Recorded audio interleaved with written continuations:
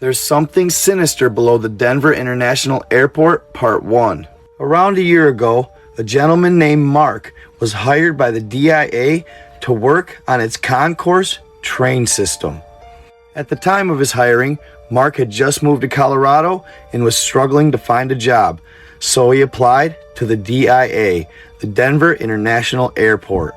And much to his surprise, as he had no experience, they hired him to work on the lower levels at the train station. Many don't know it, but there's actually a little train located under the DIA, and it runs between each concourse. These are concourses A, B, and C, and they are each of the buildings that make up the Denver airport. He had a really easygoing boss, the job paid well, and it was pretty straightforward, so Mark was really enjoying it at the time. The train itself required a lot of maintenance to keep it up and running, so Mark kept busy working 50 to 60 hours a week. And of course, the train couldn't be shut down during the day, so they would have to decommission it at night and clean the components once a week. So for Mark, the vibe was right. Everything was going good in his life. He had a steady job, money in his pockets, and he was even beginning to enjoy Colorado. Mark's good life went on for months, until one night when he was covering somebody's shift at the DIA, everything changed. At the time of the incident, Mark was no stranger to the conspiracy theories surrounding the Denver International Airport.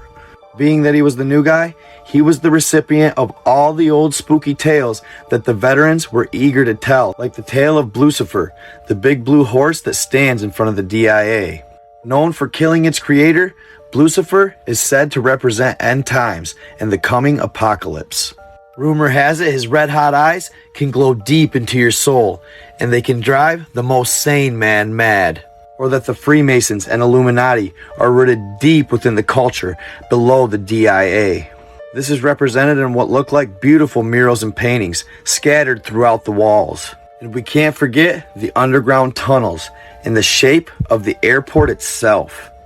Or the incident that took place almost a decade ago, when 14 different planes' windshields just shattered out of nowhere. Though it was labeled a weather-related anomaly, many believe that it was from electromagnetic pulse testing done deep within the underground tunnels. But what the population doesn't know is these are the public's theories. The real stories are whispered among the people that work there, especially those that are employed in the tunnels. These accounts have an even more evil ring to them. He heard most of the older conspiracies from the janitors that had been there since the 90s. For example, the ones that had worked in the underground tunnels had heard a loud moaning sound, one that was both high and low pitched, like it was from a crowd of people. For the most part, they only heard this loud moaning at night, and they said sometimes it would drive them crazy. There was also the story of the employee who got lost, and he was lost for a few days trying to find his way to the top, and apparently he stumbled upon a room that had weird glyphs all over it, and a keypad like nothing he had ever seen. This keypad was mounted on the wall, and they called it the keypad to nowhere.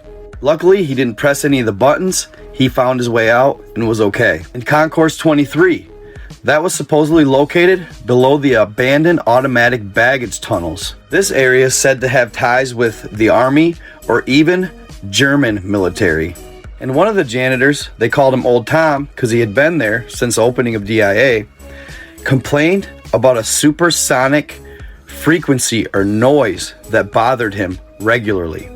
He claimed this noise would make him feel ill to his stomach, or kind of stupid, foggy, like he couldn't think. He believed it was some sort of mind control experiment.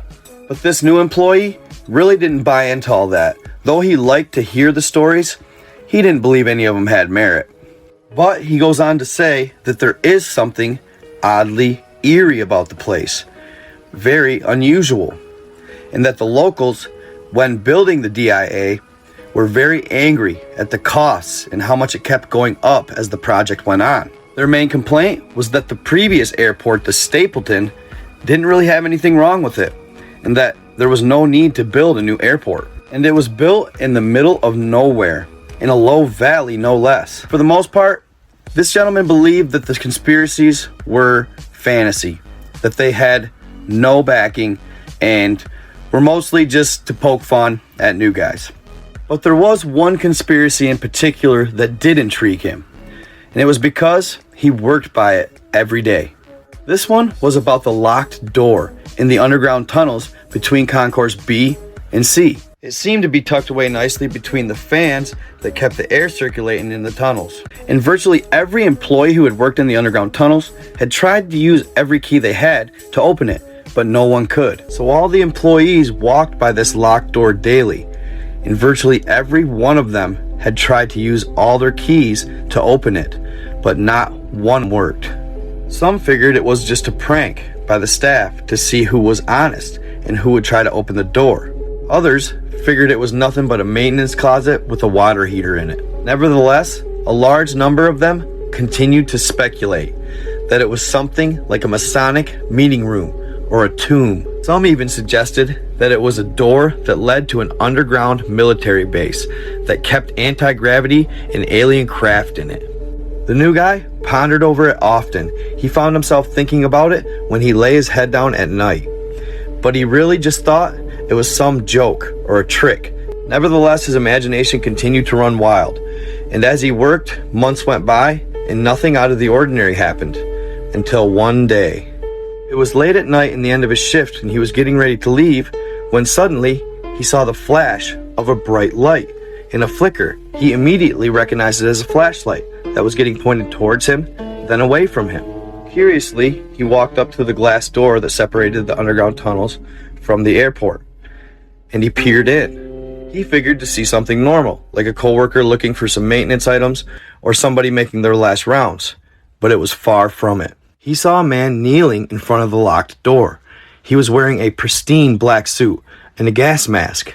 He kept peering over his shoulder as if paranoid, looking up and down the track to make sure nobody was around.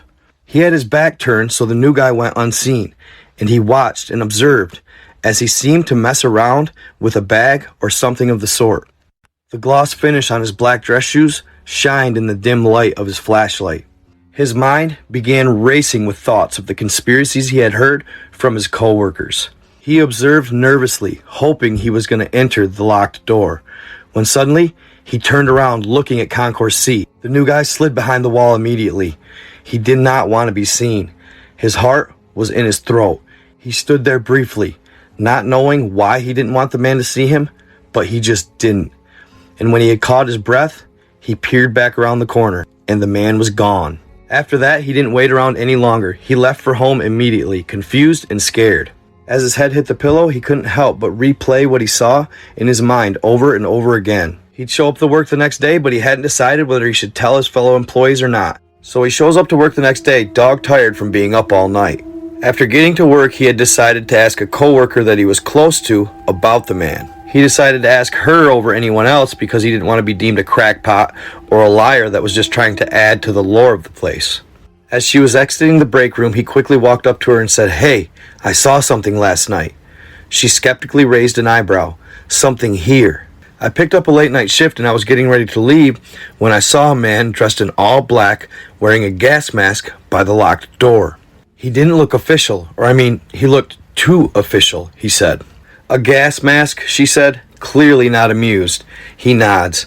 "I know it's legal here," she said, "but take it easy." He rolls his eyes and kind of shakes his head. She sighs. "It could have just been a Fed checking for an EMP," she says. "Or maybe even a second inspector doing cosplay," she kind of chuckles to herself. "But it is pretty weird.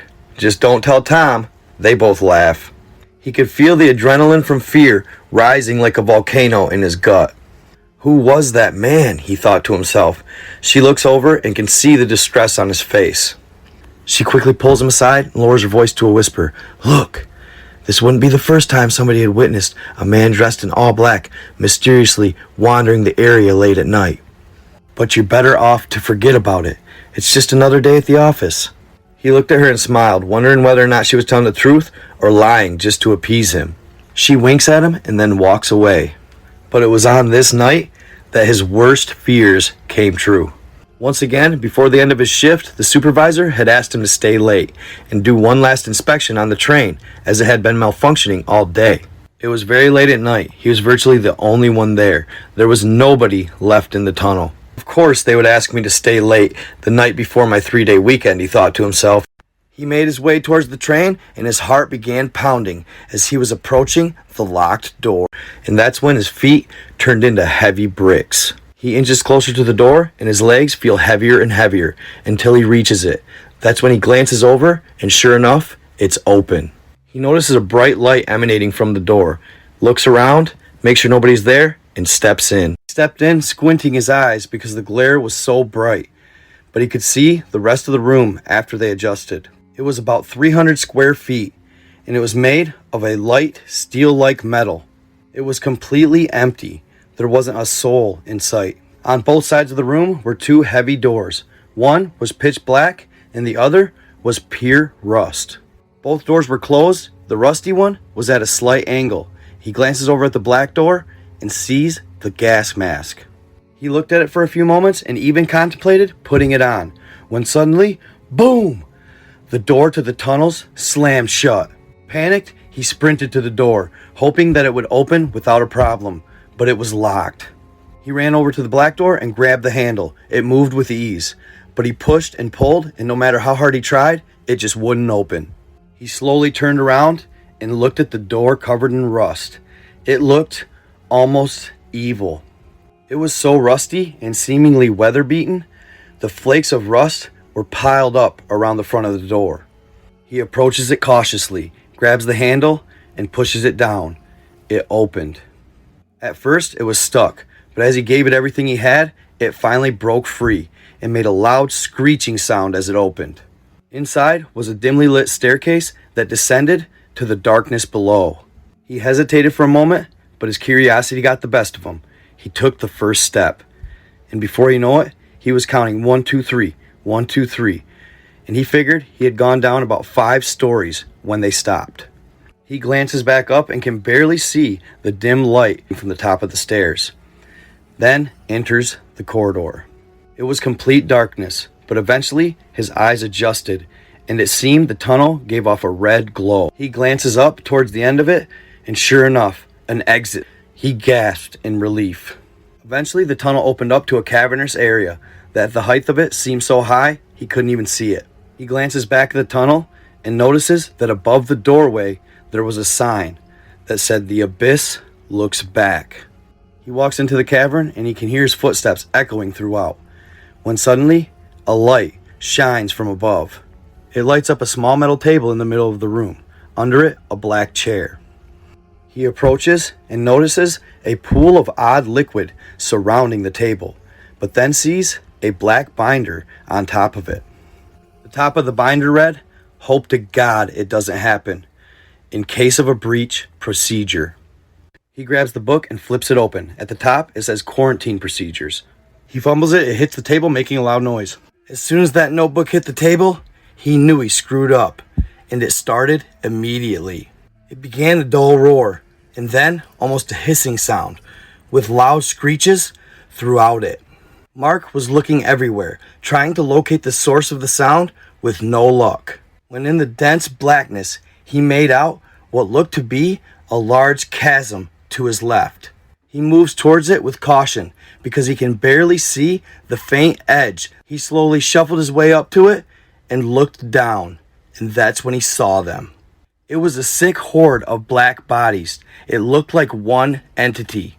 They were intertwined with each other, tangled together, always moving. He couldn't tell if it was for pain or pleasure.